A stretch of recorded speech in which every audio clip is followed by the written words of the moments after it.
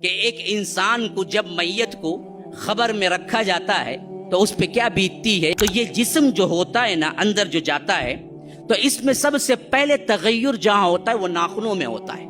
ایک دن ایک رات کے اندر ناخن جھڑنا شروع ہو جاتے ہیں اور پھر اس کے بعد اندر سے باڈی پکنا شروع ہوتی ہے اور 3 دن نہیں گزرتے ہیں باڈی پوری کی پوری پک کے ایک ہی جگہ ہوتی ہے جہاں پھٹنے کے لیے اس کے لیے راہ ہوتی ہے وہ پیٹ ہوتا ہے اور پیٹ پھٹ جاتا ہے.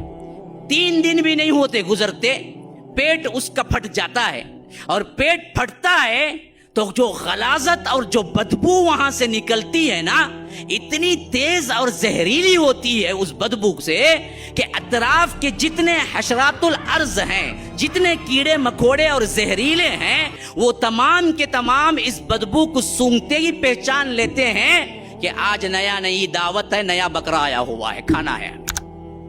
تمہارے جسم کو تم نے آرائش و زیبائش کے لیے اللہ سے ناراضگی اختیار کر لی, حرام کاری اختیار کر لی. کیا جواب ہے تمہارے پاس جنہوں نے کبھی قرآن کھول کے پڑھائی نہیں, کبھی تم نے دین سکھائی نہیں, عقیدہ سکھائی نہیں؟ کیا جواب دو گے؟ ملائکہ کے پاس جھوٹ بولو گے؟ تمہیں اٹھنا ہے, جواب دینا ہے. اور وہ وقت بھی بڑا کٹھن وقت ہے جب تمہارے اندر اللہ تبارک و تعالی پھر جان ڈالے گا. کو جتنا چاہے اپنے آپ کو تزئین کر لو, مزین کر لو, خوبصورت بنا لو, لیکن یاد رکھو موت کا ایک جھٹکا کافی ہے, وہاں سے تمہارے اندر ویرانی چھا جاتی ہے. ایسی ویرانی کہ انسان میت کو دیکھ نہیں سکتا. آج تو بہت سے لوگ ہیں جو اپنی باوا کی میت کو بھی نہیں دیکھتے. کیا وہاں کھڑیں گے تھے اسرائیل اسے بھی پکڑ لوگ چل جائیں گے تھے. اس کے سے انہیں کیا ہے دھلانے نہلانے بھی غسال کو بلا تھا. حالانکہ اسرائیل کا لفظ حدیث میں نہیں آیا, کہیں بھی ملک الموت کا لفظ آیا ہے. بہرکیف مشہور ہو گیا ہے کہ وہ کیا ہے روح نکالتے ہیں. لیکن ہمیں موت سے اتنا ڈر ہے کہ ہم کیا ہے اپنے عزیزوں کو بھی نہیں نہلاتے. نہلانے کے لیے ہم غسال کو رکھتے ہیں, جبکہ اسلام کے طریقے میں ہمیں کہیں نظر نہیں آتا کہ الگ غسال ہو. قریب عزیز و اقارب جو ہوتے تھے وہی نہلایا کرتے تھے. ہم موت سے اتنا دور بھاگ چکے ہیں, اتنا ڈرتے ہیں, لیکن یہ کیا ڈرنے سے چھوڑ دے گی؟ نہیں, آ کر رہے گی اور مرنا ہی پڑے گا. مرتے ہی ہوتا کیا ہے وہی گھر جس کو تم نے سینچ کے اپنے خون پسینے سے بنوایا ہے. خود کے بیٹے ایک دن سے زیادہ تمہیں رکھنے کے لیے تیار نہیں ہوتے. ہاں نکلو یہاں سے, تمہارا کام ختم. اگر کوئی سونے کا دان بنوا کے ڈالا ہے تو بھی بیٹا بولتا کہ لے جاؤ, خبر میں کیا کرتے, نکال کو ہم نے وراثت میں تقسیم کرو بولتا. ہاں کوئی چیز چھوڑی نہیں جاتی, سب کچھ نکال کے اسے کیا ہے کفن میں لپٹا کے, وہ بھی حکم ہے, ورنہ تو ننگا ہی دفنا دیتے. ننگا پیدا ہوا تھا, شکر ہے کہ اللہ نے حکم دیا ملبوس کر کے دفناؤ. تو ہمیں کیا ہے دفن کیا جاتا ہے تو کفن پہنا کے. پھر اس کے بعد ہوتا کیا ہے, میں نے ایک جگہ سائنٹیفکلی پڑھا تھا کہ ایک انسان کو جب میت کو خبر میں رکھا جاتا ہے تو اس پہ کیا بیتتی ہے. ایک اچھا آرٹیکل تھا, مضمون بڑا جامع بھی تھا. وہ کہتا ہے کہ ہم نے جب سائنسی لحاظ سے تحقیق کی تو یہ جسم جو ہوتا ہے نا اندر جو جاتا ہے تو اس میں سب سے پہلے تغیر جہاں ہوتا ہے وہ ناخنوں میں ہوتا ہے. ایک دن ایک رات کے اندر ناخن جھڑنا شروع ہو جاتے ہیں اور پھر اس کے بعد اندر سے باڈی پکنا شروع ہوتی ہے اور 3 دن نہیں گزرتے ہیں باڈی پوری کی پوری پک کے ایک ہی جگہ ہوتی ہے جہاں پھٹنے کے لیے اس کے لیے راہ ہوتی ہے وہ پیٹ ہوتا ہے اور پیٹ پھٹ جاتا ہے.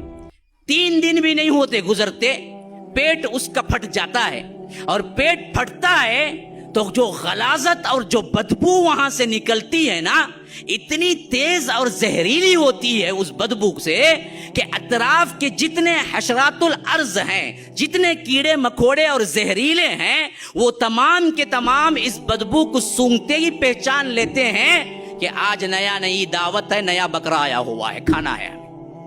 ہاں اللہ نے وہ سینس رکھا ہے اس کے اندر. جب پیٹ پھٹتا ہے نا وہ پیٹ پھٹنے سے جو زہریلی گیس نکلتی ہے اور وہ غلاظت نکلتی ہے تو وہ تیز دار جو بدبو ہوتی ہے وہ بدبو زمین کے اندر پھیلتی ہے قبر میں، تو سائنسدان لکھتے ہیں، کہتے ہیں کہ وہ دراصل جیسے ہی آگے جاتی ہے تو مٹی کے اندر جو حشرات الارض ہیں اور خاص کر زہریلے کیڑے مکوڑے ہیں، ان کو وہ سینس جیسے ہی لگتی ہے ان کو معلوم ہو جاتا ہے کہ نیا مردہ ابھی دفن ہوا ہے، کھانے کے لیے جمع ہو جاؤ، آج رات دعوت ہے۔ تو وہ پورے کے پورے جمع ہو جاتے ہیں۔ پھر اس کے بعد وہ ایسے کھاتے ہیں انسان کے جسم کو، ہڈیاں باقی رہ جاتی ہیں، اور یہ ہڈیاں بھی پھر چند دن کے بعد چٹکنے لگتی ہیں، الگ الگ جوڑ الگ ہونے لگتے ہیں، ایک ایک ہڈی ایک ایک جوڑ الگ کر دیتی ہے، اور کچھ عرصہ نہیں گزرتا اس کا کوئی نام و نشان نہیں رہتا ہے۔ یہ حالت ہو کر رہنے والی ہے ہر کسی کی۔ تمہارے جسم کو تم نے آرائش و زیبائش کے لیے اللہ سے ناراضگی اختیار کر لی، حرام کاری اختیار کر لی۔ ہاں، جو روز روز اللہ کے رسول کی سنت کو گٹر کی نالیوں میں بہاتے ہوئے نہیں ڈرتے، شیونگ اٹھتے ہی شیونگ کرتا بدبخت، اللہ کے رسول کو یہ چہرہ دیکھنا تک پسند نہیں تھا۔ تم حوض کوثر کا جام لوگے شیونگ کر کے مر کے، یاد رکھو وہیں تمہاری کیا سختی شروع ہو جائے گی جب ملک الموت دیکھیں گے، میت آئی ہے بغیر داڑھی کے، پکڑو اسے، نشانی تو لے کے نہیں آیا۔ ایک ہی تو عمل، ایک ایسا عمل ہے نا جی جو نامہ اعمال میں نہیں تمہارے ساتھ آتا ہے، باقی سارے عمل تو نامہ اعمال میں آتے ہیں۔ ایک عمل وہ ہے جو تمہارے ساتھ آتا ہے، وہ ہے داڑھی۔ داڑھی لے کے جاؤ گے تو کم از کم کیا ہے، ملائکہ جیسے دیکھیں گے پہچان لیں گے کہ یہ دراصل رسول کا امتی آیا ہے، لیکن ہم نے تو اس کا بھی لحاظ نہیں رکھا۔ تو یاد رکھیے، پھر یہاں سے جب سوالات کا سلسلہ شروع ہوا تو یاد رکھو جس کا سوال ہو گیا اس سے بھی یہ سوال چوتھا ہوگا، ترمذی وغیرہ کی روایت کے مطابق۔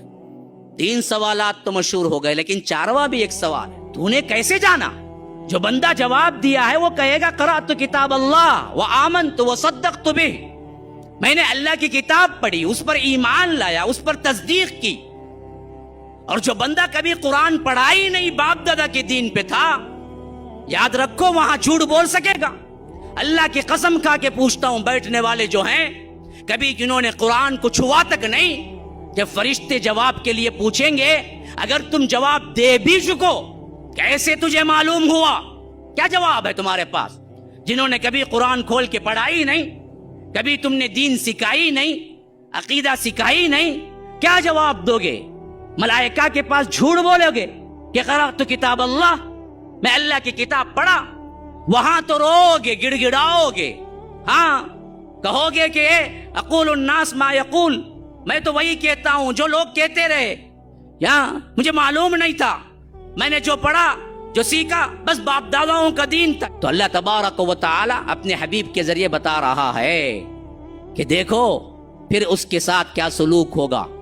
فرشتے لوہ کی ہتھوڑی اٹھائیں گے، حدیث میں آتا ہے کہ کہیں گے لا دریت ولا تلیت، اے بدبخت تو نے تلاوت بھی نہیں کی، تم نے جانا بھی نہیں۔ پھر اس کے بعد اسے زور سے ماریں گا اور ایسی چیخ چیخے گا جن و انس کے علاوہ تمام مخلوق سنتی ہے۔ اور اللہ کے رسول نے فرمایا دوسری جگہ، میں دعا کرتا اللہ تبارک و تعالی عذاب قبر کو سنا دے، لیکن مجھے ڈر محسوس ہوا کہ کہیں تم لوگ مردوں کو دفنانا نہ چھوڑ دو۔ یہ ہو کر رہنا ہے، ہر ایک کو تیاری کرنی ہے۔ پھر اس کے بعد کیا ہوگا؟ عذاب قبر کا جتنا ہے مرحلہ، یا عذاب برزخ کا، یا برزخ کی زندگی کا، پھر اس کے بعد تمہیں اٹھنا ہے، جواب دینا ہے، اور وہ وقت بھی بڑا کٹھن وقت ہے جب تمہارے اندر اللہ تبارک و تعالی پھر جان ڈالے گا۔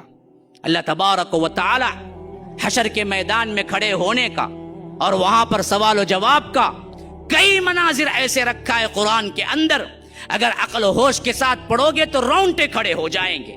اور اس حیثیت میں تمہیں گزرنا ہی ہے، وہاں سے گزرے بغیر کوئی چارہ کار نہیں۔ اس کے لیے تم نے کیا تیاری کر رکھی ہے؟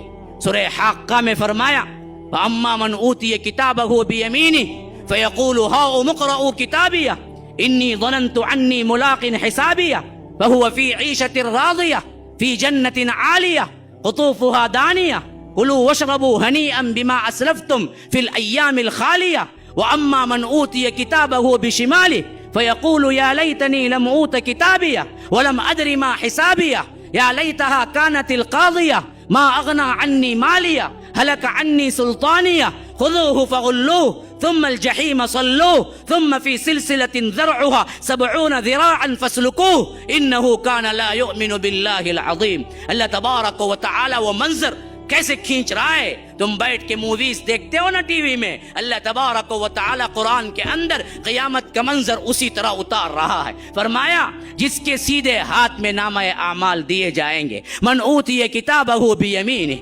فیقول ہاؤم, وہ ایک چیخ لگائے گا کہ کہے گا کہ اقرأوا کتابیہ, دیکھو دیکھو میری کتاب پڑھ لو, میرا نامہ اعمال پڑھ لو.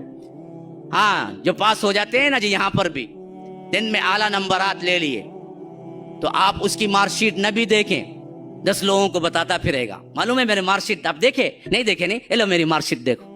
ایسا ہی جب جنت کا پروانہ مل جائے گا تو وہ لوگوں کو دکھاتا پھرے گا, دیکھو دیکھو یہ دیکھو میری مارک شیٹ. ہاں بیمینی فیقول ہاؤم اقرؤوا کتابیہ, کیوں انی ظننت انی ملاق حسابیہ, اسے یقین کامل تھا کہ ایک دن اسے رب سے ملاقات کرنا ہے. تو یاد رکھو مسلمانوں, جنتیوں کی سب سے بڑی کیٹیگری, سب سے بڑی صفت اللہ پر یقین کہ اسے ملاقات کرنا ہے, قیامت پر یقین کہ ایک دن پائی پائی کا حساب دینا ہے. ہے یقین آپ لوگوں کو؟ نہیں ہے تو ڈر جاؤ, ابھی یقین پیدا کرو. تمہاری لمحہ لمحہ, جنبش جنبش, حرکت حرکت کا حساب اللہ تبارک و تعالی لے کر رہے گا. اس کے بغیر تم وہاں سے ہل بھی نہ سکو گے. تو یہ یقین تھا جس کی وجہ سے وہ جنت میں گیا. تو فرمایا کہ انی ظننت انی ملاق حسابیہ, تو وہیں سے ندا آئے گی, فہو فی عیشۃ راضیہ فی جنت عالیہ قطوفها دانیہ. کہہ دیا جائے گا کہ جاؤ تمہاری اپنی من پسند عیش میں رہو, تمہارے لیے آج کیا ہے, عیش ہی عیش ہے. جھکے پڑ رہے ہوں گے میوے اس کے اوپر. ہاں جنت میں کوئی پھل دیکھے گا تو سوچے گا کیسے رہے گا, تو پھل اس کے بالکل ہاتھ کے قریب آ جائے گا, لو لو. تمہیں اتنی تکلیف بھی نہیں کہ تم اٹھا کے کیا اس کو توڑو, تم اٹھ کے کیا اس کے پاس چل کے آؤ, بلکہ پھل خود تمہارے پاس آئے گا. اس لیے فرمایا کہ قطوفها دانیہ. پھر وہاں سے ندا آئے گی فرشتوں کی یا رب کی, کلوا واشربوا ہنیئا, کھاؤ پیو مزے اڑاؤ. کیوں؟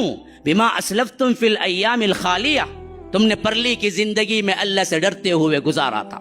یہ میرا ترجمہ ہے, میں نے وہاں لگا دیا ہے کہ پرلی ہے نا, یہاں پر یہاں کی زندگی میں تم نے ڈرتے ہوئے گزارا ہے, تو وہاں پر دنیاوی زندگی میں تم نے اللہ سے ڈرتے ہوئے گزارا ہے.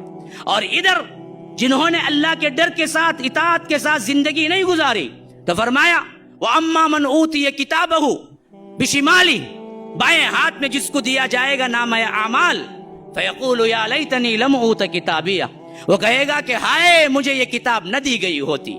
مارک شیٹ دیکھ کے بھی کیا ہے, اگر فیل ہے تو چھپاتا پھرتا یہاں کا بندہ.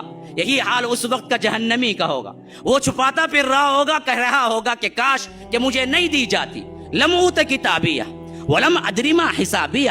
اصل میں جہنم جانے کا سبب کیا بنا جی؟ اللہ کہتا ہے کہ اصل میں اسے یقین نہیں تھا, اسے ایمان ہی نہیں تھا کہ اس کا حساب ہونا ہے. ذرا ٹٹول کے دیکھو اپنی زندگیوں کے اندر ہمیں کتنا یقین ہے کہ ہمارا حساب ہونا ہے. اگر یقین ہوتا تو ہماری زندگیاں ایسی نہیں ہوتی جو آج ہم گزار رہے ہیں. ہم دعویٰ تو کرتے ہیں آخرت پر یقین ہے, لیکن عمل سے ہم انکار کرتے ہیں کہ ہمیں کوئی یقین نہیں ہے. اگر یقین ہوتا تو یہ زندگیاں یوں نہیں ہوتی. اللہ کی مخالفت میں, اللہ کے رسول کی مخالفت میں اپنی منمانی زندگی نہیں گزارتا, سود میں نہیں گزارتا, زناکاری میں نہیں گزارتا, فحاشی میں نہیں گزارتا, عریانی میں نہیں گزارتا, بے حیائی میں نہیں گزارتا, گانوں میں نہیں گزارتا, میوزک میں نہیں گزارتا, ٹک ٹاک میں نہیں گزارتا, فیس بک واٹس ایپ پہ نہیں گزارتا, اللہ سے ڈرتے ہوئے گزارتا. لیکن ہم نے اپنے عمل سے, دعوے تو ہیں لیکن اپنے عمل سے ہم نے انکار کیا ہے کہ ہمیں یقین نہیں ہے. یہی جہنم جانے کا سبب بنے گا. وہاں جہنمی کہے گا تو یہی کہے گا وَلَمْ أَدْرِ مَا حِسَابِيَهْ, ہمیں گمان بھی نہیں تھا کہ ہمارا حساب ہوگا. تو اس وقت پکارے گا یا لیتہا کانت القاضیہ, ہائے اب موت آ جائے میری, ابھی کیا ہے موت دے دے, اللہ تمام کر دے. اللہ اس وقت کہے گا لا تدعوا اليوم ثبورا واحدا وادعوا ثبورا كثيرا, تم ایک بربادی کو مت بلاؤ, ایک موت کو مت بلاؤ, ہزاروں موتوں کو بلاؤ. آج تمہیں موت آنے والی نہیں ہے, آج تمہیں موت نہیں ہے. آج یہاں سے کیا ہے, موت سے ڈر کے بھاگتا ہے, اور وہاں موت پکارے گا جہنم کو دیکھ کے, کاش کہ موت آ جائے, میرا قصہ تمام ہو جائے. یا لیتہا کانت القاضیہ ما اغنی عنی مالیہ, میرا مال کچھ کام نہیں آیا. ہلک عنی سلطانیہ, میرا عہدہ مجھے کچھ کام نہیں دے گیا. آج عہدوں کی بڑی لڑائی ہے میرے بھائیوں, اپنوں میں بھی ہے غیروں میں بھی ہے. کس کس کا رو نہ رو, اپنوں میں بھی ہے غیروں میں بھی ہے. میں بڑا تو بڑا, کل انہی عہدوں سے بھاگے گا, کل انہی عہدوں کو برا بھلا کہے گا. ہاں ہلک عنی سلطانیہ, ہائے میرے عہدے کچھ کام نہ آئے. تو وہاں سے ندا آئے گی, رب کی ندا یا فرشتوں, خذوہ, پکڑو اس بدبخت کو, فغلوہ, باندھو اس کو, جگڑو. کیسے؟